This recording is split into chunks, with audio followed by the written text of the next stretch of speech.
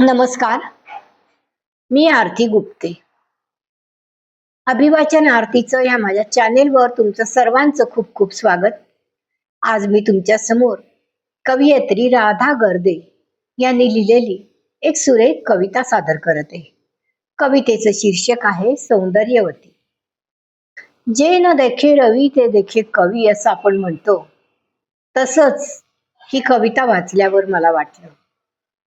तर कवी किंवा कवयित्रीचं मन अत्यंत कोमल असतं आणि त्यांचं निरीक्षण सुद्धा अतिशय सूक्ष्म असतं.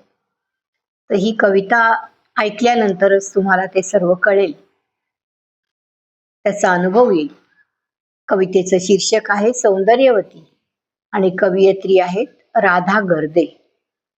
यांची एक कविता मी ह्यापूर्वीही सादर केली होती, जी तुम्हाला खूप आवडली होती आणि आता सुद्धा ही कविता नक्कीच आवडेल.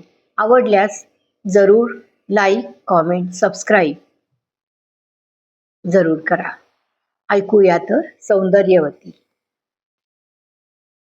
रखरखत्या उन्हात अनवाणी डोक्यावर फाटक्या पदराचा आसरा.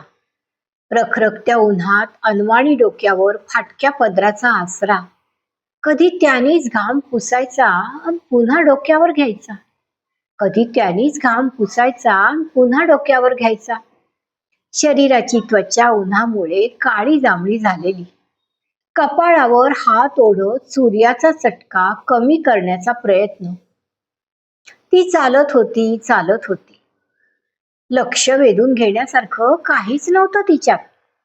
लक्ष वेधून घेण्यासारखं काहीच नव्हतं तिच्यात.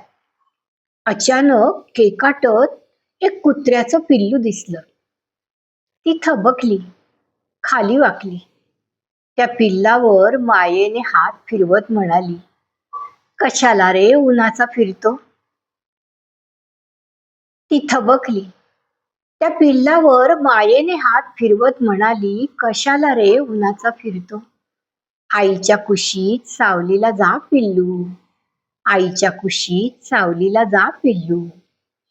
जवळ पडलेल्या दगडाच्या टोकाने सावलीत खड्डा खणला आणि त्यात त्या पिल्लाला अलगद ठेवत सुखी राहो म्हणत हसतच पुढे चालू लागली.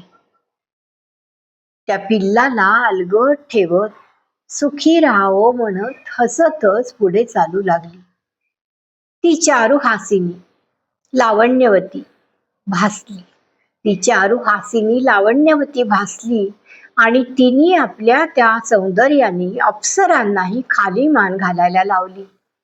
तिने त्या आपल्या सौंदर्याने अप्सरांनाही खाली मान घालायला लावली. धन्यवाद.